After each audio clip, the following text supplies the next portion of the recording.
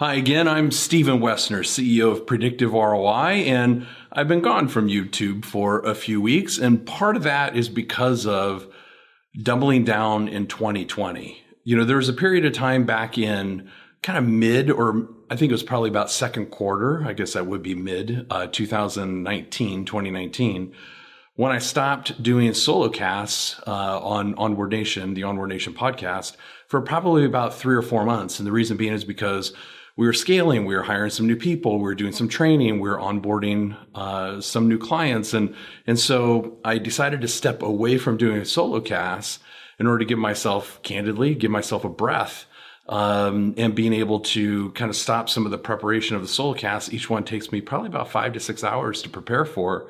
And then be able to focus on the business, because that's what the business, Predictive ROI, needed at the time. Well, similar thing with our YouTube channel. So Catherine Bessler, our director of operations, has been giving me really wonderful reminders over the last several weeks about, hey, Stephen, I know we're taking a break on YouTube right now because we're focused on doubling down in 2020. You've got teaching, you've got speaking, you've got this new book, and which I'll get to in just a second, this new research project, but we need to get back to the rhythm of videos. And so she's 100% right. So that's what we're doing. So I am actually in Disney World. I just finished teaching a 2-day workshop late last week, which was on sales funnels, build and nurture your sales funnel, along with my co-author of our new book. And so this isn't the book launch, or this isn't the selling the book or anything like that, but the new book is called Sell with Authority, and had the good fortune and privilege really to write this book alongside one of my dear friends. His name is Drew McClellan, and he's the CEO of Agency Management Institute. He's also one of my most influential mentors. I talk about him often and reference his work. So to be able to write this book with him was not only personally super rewarding, but professionally rewarding too. And so Drew and I actually took this content from a workshop that we taught a while back, actually a couple years ago, updated it, refreshed it, and so forth. It became this book. And then we used this book to teach from during this new workshop that we had built. Okay, so why am I sharing that with you? So I happen to be recording this video as well as the next several videos here in Drew's suite at the Grand Floridian at Disney, just outside the Magic Kingdom. And because, Drew does a lot of conferences and that kind of stuff at the Grand, they surprised him with being able to stay at the Walt Suite, which is amazing, the Walt Disney Suite at the Grand. And so he was kind enough to say, hey, if you want to shoot some videos inside my suite, you're more than welcome to. Obviously a great location, very quiet and so forth. Okay, so what I want to share with you is something, actually a really big nugget that I took out of a workshop that I was attending, not teaching, but attending the last couple of days. So after Drew and I taught last week, he then scheduled another workshop about client customer journey, and that was taught by the Mercer Island group.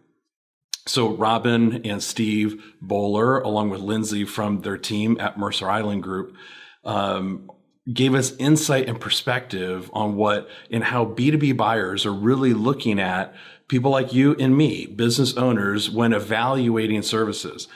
So I want to share, and the reason why I decided to title this video, The Buyer Has Changed, is because they cited 3 third-party statistics that were really quite compelling and mind-blowing, and why you really need to be selling with a position of authority, why you need to really pay attention to your thought leadership, because it matters, because the process or the buying process has changed. It's no longer, well, I'm just going to make this list of companies, I'm going to interview all those companies, and I'm going to select the best company as my next service provider, no matter what industry you're in.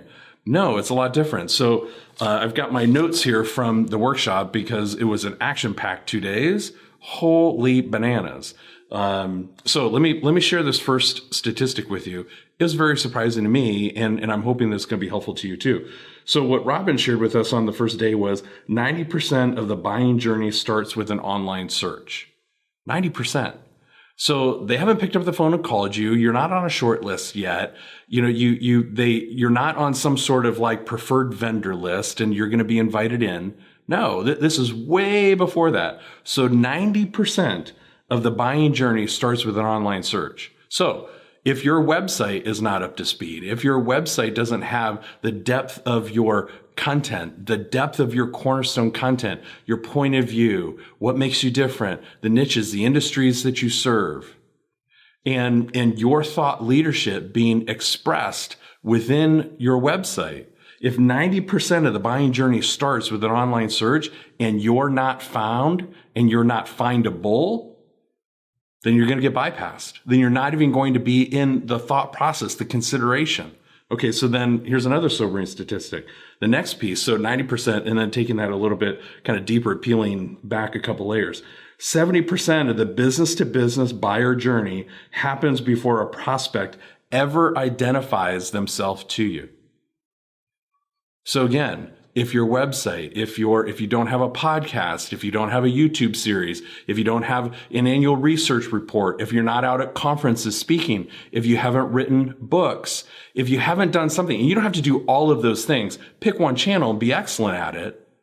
But if you haven't done those things or one of those things and really planted your flag firmly, 70% of business to business buyer journey happens before they ever identify themselves as a prospect.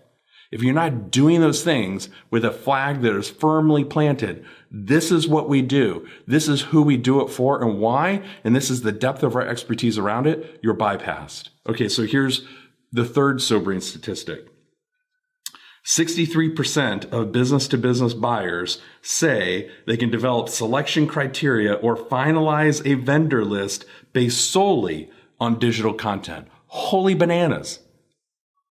So again, if your online presence is lacking and you're not available in these channels that I just mentioned before, and you're not producing cornerstone content on a weekly basis that is helpful to your audience in building an audience around this flag that you have planted, this position of authority, you're missing out on a significant number of opportunities. So in the coming weeks, we'll talk more about the how to do those types of things, but I'm starting off 2020 with some sobering statistics because as I shared in episode 917 of Onward Nation back on January 8th, and when we went through vision and the 3 components of vision and then how to double down on sales funnels, 2020 is the year that we are doubling down again in our business.